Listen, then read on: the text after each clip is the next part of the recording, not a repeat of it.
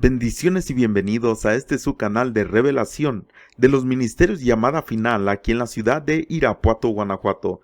Estaremos viendo este pensamiento de la palabra, el poder del templo. Es decir, ¿qué poder es el que esconde el templo?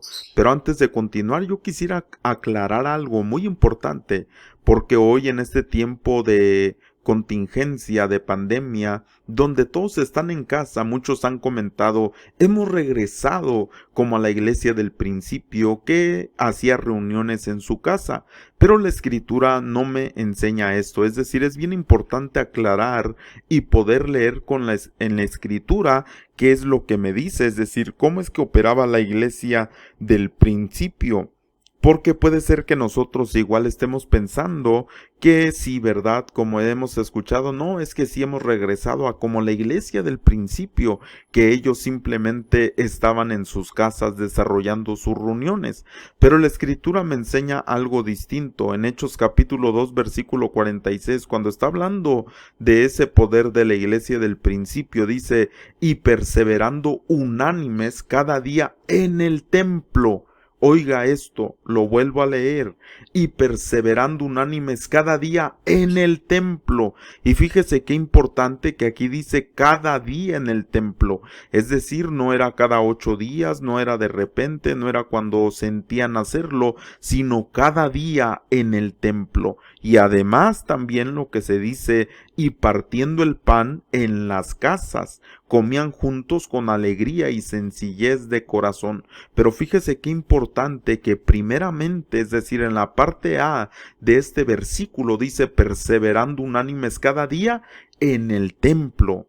Después el partimiento del pan era en las casas, pero el compañerismo, es decir, el que estaban unánimes y perseverando en la doctrina, era cada día en el templo. ¿Y por qué es que estaban en el templo cada día? Porque hay un poder tremendo en el templo, es decir, hay secretos en la escritura acerca de esto. Bueno, también hay otra enseñanza que tengo aquí en mi canal, por si usted la gusta ver. De hecho, hay muchas de las citas que hoy vamos a usar que están en esta otra enseñanza, pero viéndolo desde otra perspectiva. Pero hoy simplemente lo voy a repasar rápido, pero si usted gusta ver la explicación de esta enseñanza, pues así está en el canal, ¿verdad? En el nombre de esta enseñanza es así como dice aquí: en 4 paredes o fuera. ¿Qué dice la escritura? Porque hemos escuchado también mucha gente que dice: salgamos de las 4 paredes, ¿verdad? Pero realmente, ¿qué es lo que dice la escritura? Porque aquí no se trata de lo que yo pienso, de lo que yo siento, de lo que se me ocurre a mí, no, sino de lo que está escrito en la palabra. Bueno, vamos a iniciar en Hechos 7:44, vamos rápido viendo esto simplemente como un repaso. Dice: nuestros antepasados tenían en el desierto el tabernáculo del testimonio, hecho, dice, como Dios le había ordenado a Moisés. Es decir, que no fue algo que Moisés se le ocurrió, no fue algo que a los hombres pensaron hacer, sino que Dios, dice, le ordenó. No le dijo: si quieres, Moisés, hacerlo. Mira, Moisés, ¿qué piensas de esto? Si tienes alguna opinión, pues vamos a hacer un lugar de reunión. No, hecho como Dios le había ordenado. Y además en Hebreos dice que le dijo: ten cuidado, dice que le advirtió que hiciera todas las cosas según lo vio en el modelo mostrado en el cielo. Entonces, qué importante que nosotros nos damos cuenta, tanto el Mishkan como el Mikdash, que también hay un secreto, la razón por la que empiezan con la letra Mem, hablando del tabernáculo y del templo en hebreo. Y de hecho, cuando se habla del lugar, que es Makom en hebreo, son palabras bien importantes en relación a esto, porque esconden secretos de lo que Dios quiere, por qué Él quiso que hiciera Moisés este tabernáculo. ¿Por qué quiso Dios que se desarrollara un templo también como le edificó Salomón, aunque venía del corazón de David? Y también porque incluso en el cielo existen. Es decir, que dice aquí la escritura, según el modelo que que éste había visto. Es decir, que no vino simplemente como una imaginación, sino que había ya un lugar donde existen, y es en los cielos, obviamente. Y aquí nos enseña esta confirmación. Apocalipsis 15:5 dice: después de esto miré, y en el cielo se abrió el templo. Es decir, que en el cielo hay un templo, dice el tabernáculo del testimonio. ¿Por qué es tan importante el templo? Hoy en día que muchos no se pueden reunir en el templo, que no se pueden congregar, pues simplemente le vuelvo a repetir que se dice: no, pues hemos vuelto como a la iglesia del principio. Pero les recuerdo, así no dice la escritura. Hechos 2:46 dice: cada día en el templo. ¿Por qué? Porque el templo sirve para algo bien importante, que muchas veces tal vez no lo hemos contemplado. Y no estoy hablando simplemente de las paredes, no, estoy hablando de ese lugar donde se congrega el pueblo de Dios, y que en el momento que está ahí reunido el pueblo del Señor, ese lugar está consagrado, está santificado, y es un lugar muy especial donde se va a recibir una bendición o una emanación de parte de Dios a ese lugar específico. Ahora también sigue hablando Apocalipsis, el libro de la Revelación, y nos dice: y yo, Juan, vi la santa ciudad. Oiga, está hablando de la Jerusalén, dice: la nueva Jerusalén, descender del cielo, de Dios, dispuesta como una esposa, dice, ataviada para su marido. Pero mire, en el versículo 3 dice que esa ciudad, la Jerusalén celestial, dice: y oí una gran voz del cielo que decía: he aquí. Fíjese, ya aquí ya no le llama ciudad, dice aquí el tabernáculo de Dios con los hombres, dice, y él morará con ellos. Es decir, que uno de los propósitos del tabernáculo es que Dios more con su pueblo, dice, y ellos serán su pueblo. Y no habla de familia, porque déjeme le digo que cuando nosotros nos reunimos en nuestra casa, solo la familia, la bendición es para nuestra casa. Recuérdese que cuando el arca del pacto fue llevada a la casa de Obed-edom, no bendijo a todo el pueblo de Israel. Usted lo puede buscar en la Biblia, y dice que la casa de Obed-edom fue bendecida. Cuando David se dio cuenta de esto, ¿verdad?, llevó el arca del pacto, obviamente, para edificarle una casa. Entonces, uno de los propósitos del tabernáculo es que Dios more con nosotros. Dice: ellos serán su pueblo, es decir, porque es el tabernáculo de reunión donde Dios se reúne con su pueblo. Dice: y Dios mismo estará con ellos como su Dios. Usted me podrá decir: pastor, pero en todo lugar Dios está, en todo lugar Dios desciende, en todo lugar Dios es su casa. Pero realmente, si fuera así, ¿por qué el libro de la Revelación nos habla específicamente, es decir, de lugares específicos donde Dios se manifiesta? Entonces dice Apocalipsis 21:16, hablando también que la ciudad se halla establecida en cuadro. Y obviamente está hablando del templo. Por eso en Génesis 1:1 dice Bereshit, que puede ser también permutado en Barashesh, creó 6. ¿Por qué 6? Porque una ciudad establecida en cuatro no es 4, o en cuadro no es 4, sino es 6. ¿Por qué? Porque es enfrente, atrás, al lado derecho, al lado izquierdo, arriba y abajo. Barashesh creó 6. Por eso así es como inicia la escritura. Ahora Apocalipsis 21:22 sigue hablando y dice: y no vi en ella templo. Y nosotros podríamos decir: bueno, ¿cómo que no vi en ella templo? Si nos acaba de decir aquí en este mismo capítulo 21 que oyó una gran voz del cielo, ¿verdad? Y que decía: aquí el tabernáculo de Dios con los hombres. Pero después dice: no hay en ella templo. ¿Por qué? Porque el Señor Dios Todopoderoso es el templo de ella y el Cordero. Es decir, que el templo es Dios mismo. Ahora, si nosotros aplicamos este versículo a lo de la tierra, ¿cómo es que nosotros podemos decir entonces: no salgamos del templo, salgamos de las 4 paredes? Es como decir, conforme a este versículo, es como decir: salgamos de Dios, porque aquí dice: porque el Señor Dios Todopoderoso es el templo de ella. Entonces, cuando hay una reunión, cuando se congrega el pueblo de Dios, realmente Dios es nuestro templo. Él está rodeándonos, es decir, nos estamos trasladando a otra dimensión donde Dios mismo es nuestro templo. Entonces, fíjese qué importante entender estos conceptos. Ahora, si el templo realmente no hay necesidad de tener un templo, pues entonces es como también orar, ¿sabes qué? Espíritu Santo de Dios precioso, no entres en mí, no hay necesidad de que entres en mí, anda donde tú quieras, tú fluye acá afuera, pero en mí no entres. ¿Por qué? Porque se supone que nosotros, nuestro cuerpo es templo del Espíritu Santo. ¿Verdad que no es eso lo que debemos de hacer, hermano? ¿Verdad que más bien es decirle, Espíritu Santo, lléname, llena este templo, llena este cuerpo? ¿Qué no dice la Escritura eso? Dice, ¿o qué ignoráis que vuestro cuerpo es templo del Espíritu Santo?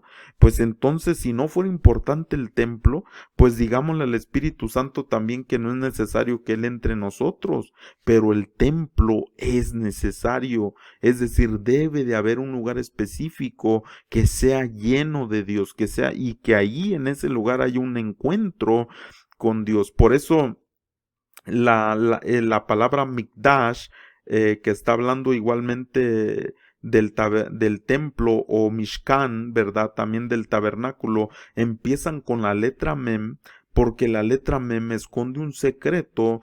Usted sabe que la Mem Sofit, los que saben hebreo, la letra Mem al final es como un cuadro. ¿Por qué? ¿Qué está diciendo esto? Cuando entramos a un templo, lo que Dios está diciendo, no quiero que tú estés en lo exterior, es decir, no quiero que te dejes llevar por lo que ves, por lo que oyes, por lo que hablan los demás, no, quiero que interiorices, que tú veas lo que está adentro, lo que hay en mi templo, lo que hay en el templo, es decir, no te dejes llevar por las cosas externas, por los sentidos externos, sino por los internos, por la guianza de mi Espíritu Santo, por la guianza de mi palabra, por la guianza de mi gloria que está en el templo y no fuera del templo. Entonces, fíjese qué importante, que por eso, como le decía aquí en Hebreos 8:5, dice esta versión, estos sacerdotes sirven en un santuario que es copia y sombra del que está en el cielo, tal como se le advirtió a Moisés cuando estaba a punto de construir el tabernáculo y le dijeron, asegúrate de hacerlo todo según el modelo que se te ha mostrado en la montaña. Es decir, que no podía él decir, no, como que a mí me gusta más de esta manera, como que se vería mejor de esta manera. No, no era como él quería. Él tenía que hacerlo, asegúrate, le dijeron, le advirtieron, asegúrate de hacerlo todo según el modelo que se te ha mostrado. Entonces vamos a ir rápido aquí para poder llegar al secreto de lo que es el templo, el poder del templo, que realmente es el tema de esta enseñanza. Dice, cuando Moisés entraba en el tabernáculo, la columna de nube descendía y se ponía a la puerta del tabernáculo, y el Señor Jehová, dice, hablaba con Moisés. ¿Para qué es un tabernáculo? Para que Dios hable a su pueblo. Era el lugar donde descendía esa columna, y obviamente las familias estaban rodeando este lugar porque estaban cada familia según Dios les había ordenado que estuvieran, ¿verdad? En el norte, en el sur, este, oeste del campamento, pero donde descendía la nube era a la puerta del tabernáculo, porque ahí era donde Dios quería hablar con su pueblo. Entonces, fíjese algo bien importante también que no debemos de ignorar en el primer libro de Reyes 5:5, es decir, ¿por qué se hizo el tabernáculo y después por qué se hizo el templo? ¿Qué era lo que habitaba ahí? Y dice en esta porción del primer libro de Reyes 5:5, yo por tanto he determinado ahora edificar casa, pero fíjese, al nombre de mi Dios, según lo que el Señor habló a David mi padre, diciendo, tu hijo, a quien yo pondré en lugar tuyo, perdón, dice, en tu trono, él edificará, y Dios mismo vuelve a repetir, mire, casa a mi nombre. Ahora la pregunta es, ¿a qué nombre era a que le estaban edificando? Tanto el nombre que se manifestaba ya con Moisés, como el nombre que se manifestaba acá en la casa que edificaron. Y esto lo podemos ver en varias citas, no nada más en esta. Aquí en el primer libro de Reyes 8:16 vuelve a comentar aquí, dice, edificar casa en la cual estuviese mi nombre. Dice, aunque escogí a David para que presidiese en mi pueblo Israel. Antes de continuar, también le recuerdo que si no se ha suscrito a nuestro canal, lo haga, que comparta también con sus seres queridos esta palabra, que pueda ser de bendición y que pueda abrir nuestra mente, como dice la Escritura, ¿verdad? Que Dios nos dé ese espíritu de revelación y de sabiduría en su conocimiento, para que podamos saber estos secretos y realmente saber con qué propósito Dios desde un principio también el diseño que estaba en el cielo del templo lo trajo a la tierra. Ahora, vemos aquí que estábamos hablando del nombre y dice que edificar casa en la cual estuviese mi nombre. Verso 17 dice, y David mi padre tuvo en su corazón edificar otra vez, dice, casa al nombre del Señor Dios de Israel. Pero el Señor dijo a David mi padre, cuanto ha de haber tenido en tu corazón edificar casa a mi nombre, dice, bien has hecho tener tal deseo. Y aquí en el verso 29 dice que están, dice, tus ojos abiertos de noche y de día sobre esta casa, sobre este lugar. Es decir, ahí en el templo dice la escritura que los ojos del Señor están atentos ahí, sus oídos igual. Dice, en este lugar, la palabra Macom, que le decía que como Mishkan y como Mikdash, hablando del tabernáculo del templo, pero también el lugar Macom, entre los eruditos, saben que hay un secreto bien importante en esta palabra, porque se está refiriendo al lugar donde el nombre del Señor está y es donde Dios se manifiesta. Dice, el lugar del cual has dicho mi nombre estará ahí. Dice, y que oigáis la oración que tu siervo haga en este lugar. Entonces la pregunta es, ¿cuál es el nombre que está ahí? En el primer libro de Reyes 9:3 dice, y le dijo el Señor, yo he oído tu oración y tu ruego que has hecho en mi presencia, hablándole Dios a Salomón, le dice, yo he santificado esta casa que tú has edificado para poner mi nombre en ella, pero fíjese qué terrible. Qué tremendo esto, porque dice para poner en mi nombre en ella para siempre, y en ella estarán mis ojos y mi corazón todos los días. Fíjese, estas palabras son tremendas, porque dice el Señor, yo ahí voy a poner mi nombre para siempre. Y además de eso, dice, estarán mis ojos y mi corazón, dice, todos los días. Y no dijo en todo lugar van a estar, es decir, voy a estar atento, mis ojos van a estar atentos en todo lugar, mis oídos en todo lugar, mi corazón, no, dice allí en esa casa. Ahora, vamos a entenderlo un poquito mejor. Aquí en el segundo libro de Crónicas 7:14 es una cita muy conocida que muchos han usado fuera de contexto y que es bien importante entender esto. Bueno, mire, vamos a ver desde el versículo 1, en segundo libro de Crónicas 7:1, dice, cuando Salomón acabó de orar, dice, es decir, cuando estaban presentando el templo delante de Dios, dice, número 1, descendió fuego de los cielos. Ponga esto en su corazón porque ahorita vamos a entender para qué es el templo.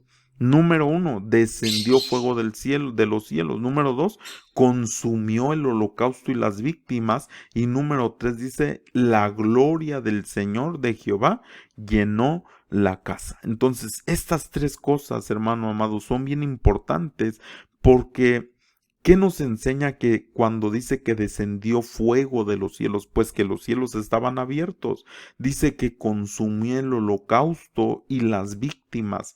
Es decir, que siempre va a haber algo que esté consumiéndose, pero realmente tenemos que nosotros entender, ¿será el holocausto y las víctimas o será la tierra la que será consumida? Y número 3 dice, la gloria del Señor llenó la casa, es decir, o está la gloria del Señor o pueden estar las pestilencias en la tierra.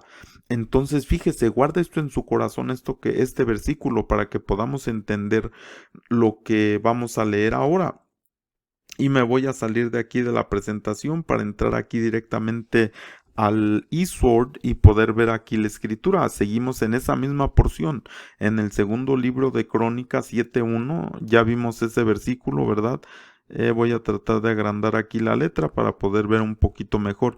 Verso 2 dice, y no podían entrar los sacerdotes en la casa del Señor porque la gloria, dice, del Señor había llenado la casa.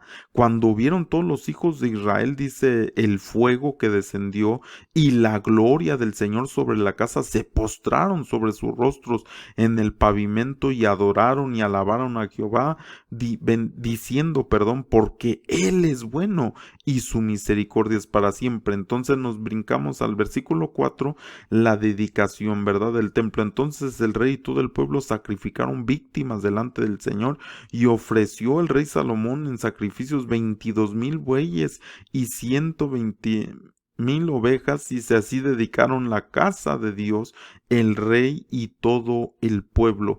No me quiero detener mucho, pero toda esta gematría también es bien importante. Dice, los sacerdotes desempeñaban su ministerio, también los levitas, con los instrumentos de música al Señor, los cuales había hecho el rey David para alabar al Señor. Dice, porque su misericordia es para siempre. Cuando David alababa por medio de ellos, asimismo los sacerdotes tocaban trompetas delante de ellos, y todo Israel estaba en pie. Entonces dice, también Salomón consagraba la parte central del atrio que estaba delante de la casa del Señor, por cuanto había ofrecido ahí los holocaustos y la grosura de las ofrendas de paz, porque en el altar de bronce que Salomón había hecho no podían caber los holocaustos, las ofrendas y las grosuras. Entonces hizo Salomón fiesta 7 días, y con él todo Israel en gran congregación. Mire, por eso le vuelvo a repetir, el templo es para la congregación. Desde la entrada de Amadis hasta el arroyo de Egipto, al octavo día hicieron solemne asamblea, porque había hecho la dedicación del altar en 7 días, y habían celebrado fiesta solemne por 7 días. Y aquí nos está hablando, ¿verdad? Lo demás, ¿verdad? Dice, y a los 23 días del mes séptimo envió al pueblo a sus hogares alegres y gozosos de corazón, por los beneficios que el Señor había hecho a David y a Salomón y a su pueblo. Entonces, ¿dónde les dio esas bendiciones de los que hablan aquí? Estaban felices, estaban alegres, gozosos por los beneficios, dice aquí, que el Señor había hecho. ¿Dónde? Allí en el templo. Ahora mire el verso 11. Terminó pues Salomón la casa del Señor y la casa del rey, y todo lo que Salomón se propuso hacer en la casa de Jehová y en su propia casa fue prosperado. Como le decía, en nuestra casa, si está el tabernáculo, si está, perdón, el arca, vamos a ser bendecidos, pero primeramente es la casa del Señor, hermano amado. Si no nos preocupamos por la casa del Señor, hermano, entonces en nuestra casa, ¿cómo queremos ser prosperados? ¿Cómo queremos ser bendecidos? Pero fíjese, quiero ir rápido. Dice, apareció el Señor a Salomón de noche y le dijo, yo he oído tu oración y he elegido para mí este lugar por casa de sacrificio. Está hablando del templo. Dice, si yo cerrare, fíjese bien para qué es, hermano. Si se acuerda acá que decía en la diapositiva en el versículo 1, dice en el versículo de 1, hermano, de aquí, de esta porción, dice que cuando acabó de orar, descendió fuego de los cielos. Número 1, descendió, es decir, los cielos estaban abiertos, se consumió el holocausto y las víctimas, y la gloria del Señor llenó la casa. Número 3, entonces fíjese aquí que le dice el Señor, mira, Salomón, si yo algún día llego a cerrar los cielos para que no haya lluvia, y si mandare a la langosta que consuma, aquí ya no se está consumiendo el holocausto, se está consumiendo la tierra. Acá dice, si cerrare yo los cielos, diciendo, si ya no hay ese fuego que descienda del cielo, y dice, o si enviare pestilencia, es decir, que ya no esté la gloria, sino que esté la pestilencia. Y todo esto en hebreo es bien significativo. No quiero tardarme tanto en esto, pero podemos ver las diferencias entre la palabra gloria y pestilencia, y cómo es lo contrario. Es decir, que Dios está diciendo, obviamente, si yo no envío el fuego del cielo, la lluvia del cielo, es decir, si cierro los cielos, si mando una una langosta que consuma la tierra, es decir, ya no serán consumidos los holocaustos y los sacrificios, ya no estará la gloria, ahora habrá una pestilencia. Y hoy en este tiempo así está el mundo. Parece ser que los cielos están cerrados, parece ser que la tierra está siendo consumida, parece ser que hay una pestilencia sobre la tierra, pero ¿sabe dónde es que se puede volver a abrir los cielos? Se puede volver a consumir los holocaustos, se puede descender la gloria del Señor para que toda pestilencia sea quitada. Por eso en el versículo 14, hermano, muchos lo usan fuera de contexto y dice, si mi pueblo, si se humillare mi pueblo, sobre el cual mi nombre es invocado, el nombre Emet, el nombre de verdad, que es el nombre que habitaba en ese templo, dice, y oraren y buscaren mi rostro y se convirtieren, dice, de sus malos caminos, entonces yo iré desde los cielos y perdonaré sus pecados y sanaré su tierra. ¿Pero dónde? ¿En todo lugar? No, verso 15, ahora estarán abiertos mis ojos y atentos mis oídos a la oración. ¿En donde? ¿En cualquier lugar? No, en este lugar, en este Macom, en este templo. Dice, porque ahora he elegido y santificado esta casa para que esté en ella mi nombre para siempre, y mis ojos y mi corazón estarán ahí para siempre. Entonces fíjese muchas veces cómo se usa este versículo. Si mi pueblo se humillare, si invocan mi nombre, si buscan mi rostro, si oraren, se convirtieren de sus malos caminos, pero no está hablando de cualquier lugar, no. ¿Sabe para qué es el templo? Mire, dice, si yo cierro los cielos, el templo es para abrir. Si yo mando una cosa que consuma la tierra, el templo, si se humillan en mi templo, si me buscan, si ahí están ofreciendo esos sacrificios de alabanza, no va a haber esto, se van a consumir aquellas cosas, aquellos sacrificios, y yo sanaré la tierra. Si enviare pestilencia, ya no habrá pestilencia si estamos en el templo, sino estará la gloria del Señor, así como dice la Escritura, que la tierra será llena de la gloria del Señor. Pero por eso en este tiempo que los templos están cerrados, ¿por qué es que por eso hay tanta cosa en la tierra? Porque la única cosa que puede frenar, hermano amado, eso es cuando el pueblo de Dios se reúne. Si es, Dios quiere derramar y abrir los cielos, derramar su fuego, derramar su lluvia, pero si no hay un pueblo que esté orando, si no hay un pueblo que esté sacrificando alabanza, si no hay, porque dice Dios vive, Dios habita en medio de la alabanza de su pueblo, pero si de este lado no hay un clamor, si acá abajo no hay nadie que busque, no hay nadie que ore, no hay nadie que se convierta de sus malos caminos, pero estamos hablando de la congregación, no de una familia solamente, no estamos hablando que está ocurriendo simplemente en una casa, no estamos hablando de que está ocurriendo en un lugar donde se está congregando el pueblo, que se está humillando el pueblo, que están ahí, hermano amado, unidos, porque ahí donde, por eso dice la Escritura, mirad cuán bello, cuán hermoso habitar los hermanos juntos en armonía. Ahí es como el buen óleo, es decir, hay un sacerdocio. ¿Y qué dice al final? Ahí es donde Dios envía bendición y vida eterna. Entonces fíjese qué importante entender el poder del templo. El templo tiene la capacidad de abrir los cielos cuando se han cerrado. Por eso Dios le dice, mire, apareció el Señor a Salomón y le dijo, yo he oído tu oración, he elegido para mí este lugar por casa de sacrificio. ¿De qué está hablando? Del templo. Y le dice, mira Salomón, si se llegan a cerrar los cielos, para eso es el templo. Si se está consumiendo la tierra, para esto es el templo. Si hay pestilencia, dice en mi pueblo, para eso es. Si se humilla mi pueblo en este lugar en el cual mi nombre es invocado y oran. Fíjese qué terrible las diferentes versiones que a veces ponen que realmente no dejan ver de lo que está hablando el Señor.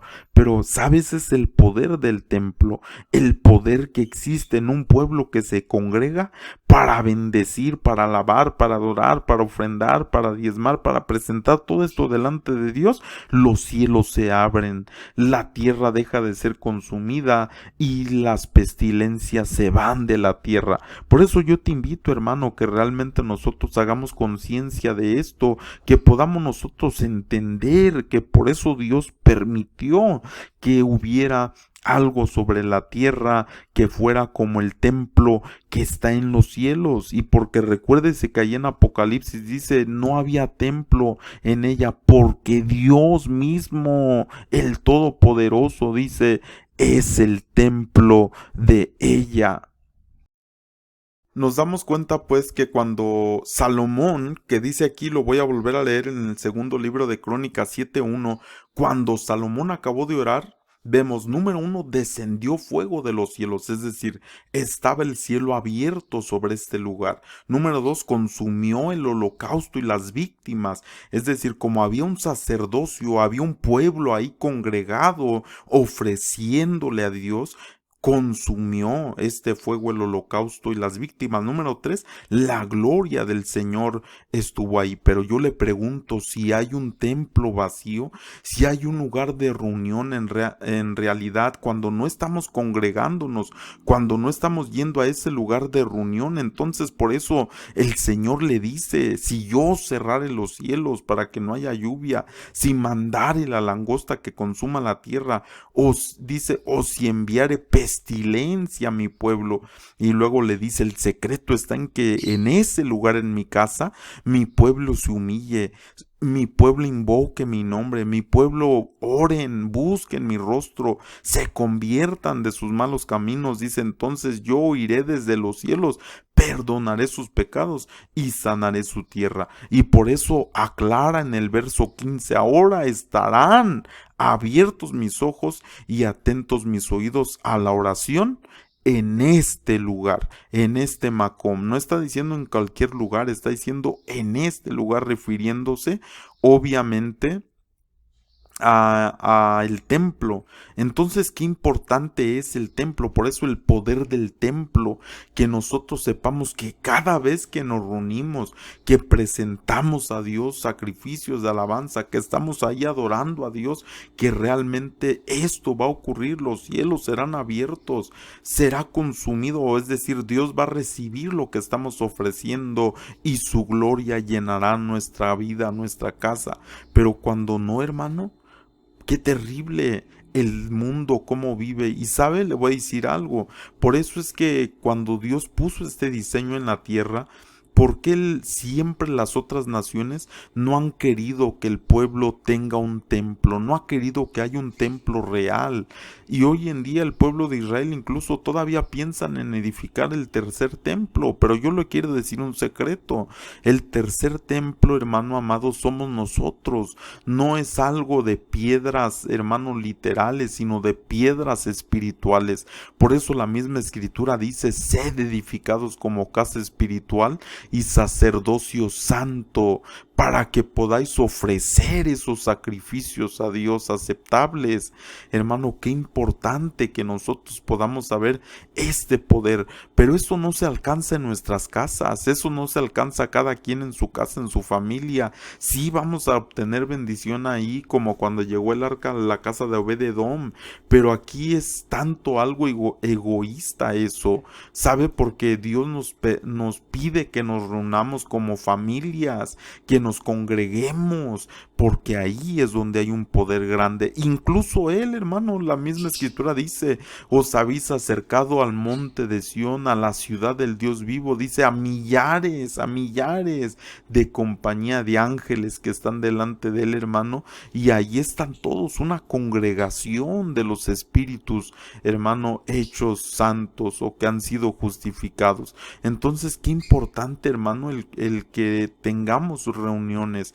Por eso el mundo hoy en día, que no se están haciendo reuniones, cuánto pueblo no está sufriendo, cuánto pueblo no está, y no que Dios no nos escuche, no, hermano, pero es que también por eso le digo, hay un lugar específico que Dios dio, y esto usted podrá decir, no, ellos lo que quieren es regresarnos al templo, regresarnos a un edificio, no, no es eso. Fíjese que Dios fue el que dijo, no soy yo ni otro hombre.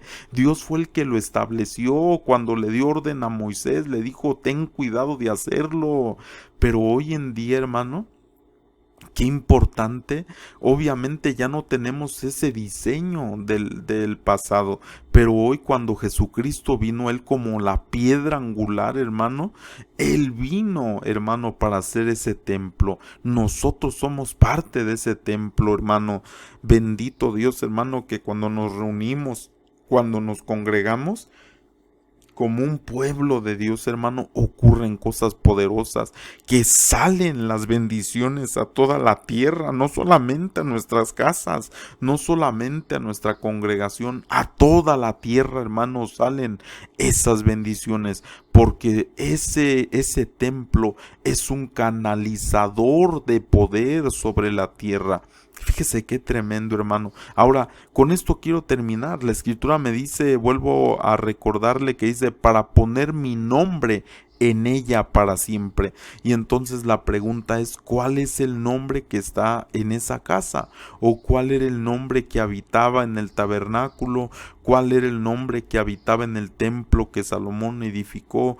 ¿Cuál era ese nombre? Porque dice sobre mi nombre, dice que es invocado, pero ¿cuál es ese nombre? Y no quiero detenerme mucho en esto, pero le voy a explicar que ese nombre, el que se manifestaba, es el nombre Emet, el nombre que quiere decir verdad. Este es un nombre de Dios. Por eso nuestro Señor Jesucristo, Él lo declaró en Apocalipsis 1, cuando Él dijo, yo soy, en la versión más común, Alfa y Omega, aunque jamás diría eso, porque decir Alfa y Omega en griego ya pierde toda la esencia de lo que está hablando, porque obviamente Aleph y Tab, la letra primera y la última del alefato hebreo, no solamente son letras, son palabras por sí solas, tienen un valor numérico, un valor de la gematría y muchas cosas más. Entonces no pudo haber dicho soy el alfa y el omega, no, soy la Aleph y soy la Tab. Y entonces, ¿de cómo se escribe Emet? Pues con la Aleph, la Tab y en medio la Mem, que representa la primera letra del alefato, la de en medio, y la última, Emet. Y esto da la gematría de 441, que está hablando de un yihud, que está hablando también de trenzar nombres de Dios, que da ese mismo valor numérico de 441, pero que al final lleva a la palabra Emet, de tal manera que cuando invocamos al nombre del Señor Emet, que se está refiriendo a Yeshua HaMashiach desde el tiempo antiguo. ¿Por qué?